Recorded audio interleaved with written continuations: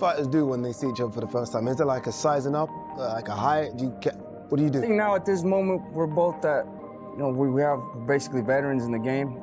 It's just another meeting, another encounter. It doesn't really mean nothing until we get in the ring like that. I watch his fights. He likes to go forward. He likes to press the action. He likes to look for the knockouts. I'm the same way. So I think at the end of the day, it's going to be both egos knowing each other. Who's going to back up? I'm going to go in there and hurt him every single round.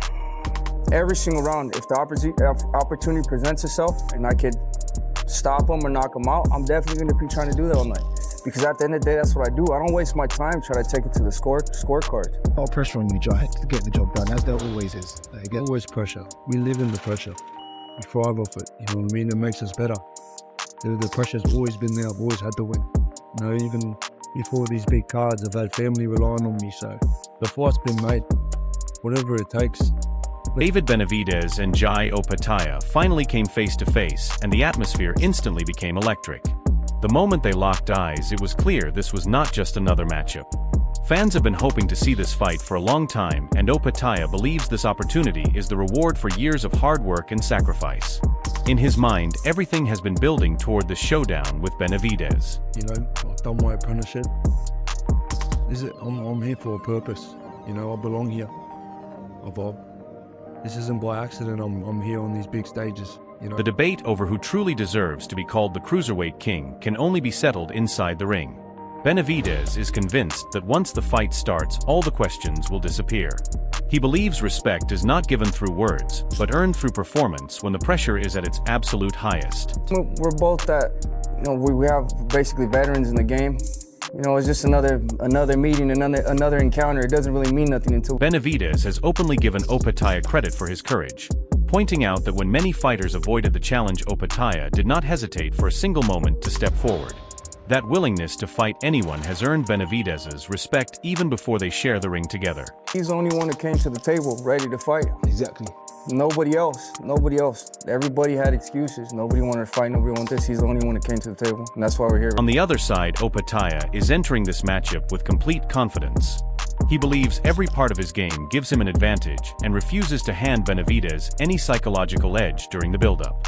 No matter what style is placed in front of him, Opetaia feels fully ready.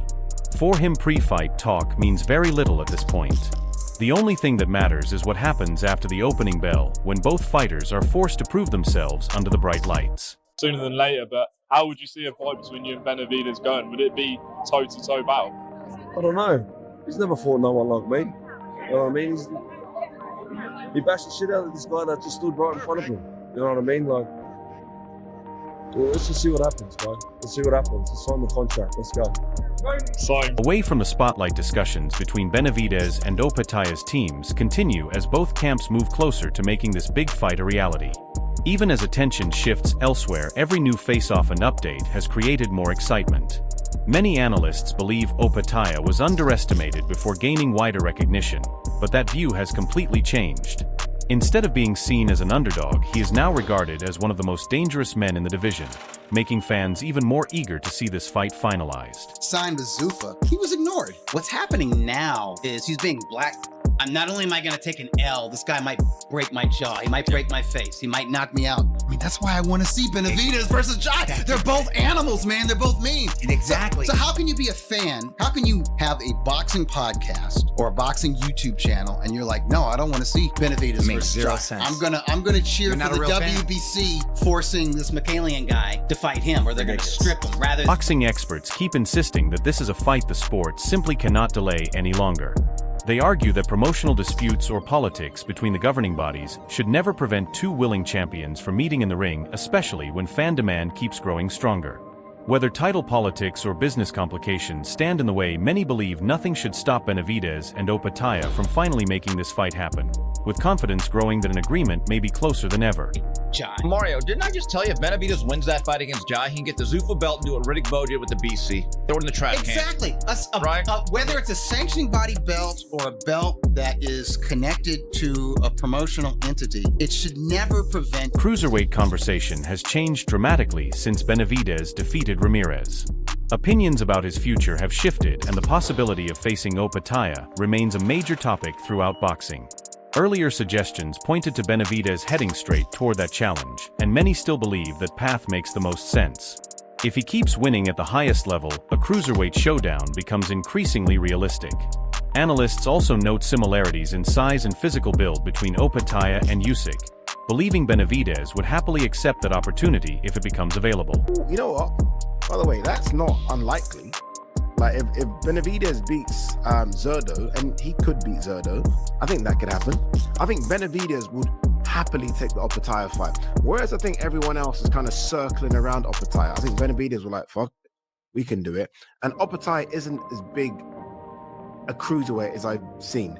Like I see the height of Usyk, 6'3". Opetaia isn't that. I'd say Opetaia is about 6'1". Benavidez is probably about 6'1". Don't get me wrong, Opetaia naturally is a bit bigger. Behind the scenes, the division keeps evolving. Journalist Sean Zittel recently revealed significant developments involving several major names. According to his information, earlier plans centered around a Bivol versus Beterbiev clash with Jose Benavidez Sr., also confirming that discussions about that fight had taken place. However, those negotiations now appear to be losing steam, raising real doubts about whether fans will get the matchup they were expecting. Zittel also suggested that if a rematch does happen, it could move forward through Russian financial backing, rather than support from Saudi Arabia or Turkey. The plan, they wanted to fight Beterbiev early this year, and so once Beterbiev gets taken off the card, that's up in smoke. Now, speaking of Beterbiev and Bivol, I was told that Beterbiev and Bivol will likely push through with a trilogy in Russia without Turkey's involvement, without Saudi funding. That'll be done by Umar Kremlev and the Russian boxing federation that runs IABA, IABA, for those of you that don't know, the Russian amateur boxing system, perhaps with funding from just different Russian sources, let's say. So that is what is likely to be pushed through, is Beterbiev and Bivol 3. Zittel believes another unexpected name entering the cruiserweight picture has created even more uncertainty about where the division is heading. As negotiations continue, he expects several more twists before anything gets settled. At the same time, there is a growing belief that a fight involving Muratov and Benavidez is unlikely because it simply does not have enough financial appeal. By comparison, a showdown between Benavidez and Opetaia is viewed as a much bigger event with far greater commercial value. Is he going to want to keep his WBC belt and defend against David Benavidez for what would be a lower purse, ultimately, for what he'd get offered to fight a Turkey-funded ring show for the lineal cruiserweight title against Jai Opetaia? Now, Jose Benavidez Sr., his version of events is he concedes that this isn't really that great a mouth-watering fight. He prefers Bivol and Beterbiev and then Opetaia in that order. But he has to keep his son busy. He has to get his son some kind of option. So that's why he went to Mexico to petition the WBC. Meanwhile, Stephen Edwards has described Opetaia as one of the strongest and most disciplined fighters in the entire division. He believes Opetaia's ability to stay calm under pressure, combined with his natural athleticism and physical strength, makes him an extremely difficult opponent for any cruiserweight in the world. You have to be careful. That ball hits you with a left hand and he can knock you out. And he's a southpaw, so he'll have some built-in advantages. He's just it's not a skill thing. He's a different level athlete than what El Zerdo is. And he's young, and he's mean, and he's going to be fighting hard. I think David might know a little bit too much for him. I think he might be a little bit too skillful for him and be a little bit too slick. But his raw athleticism and punching power is something David gonna have to... Every time Benavidez and Opetaia are mentioned together, the excitement keeps building.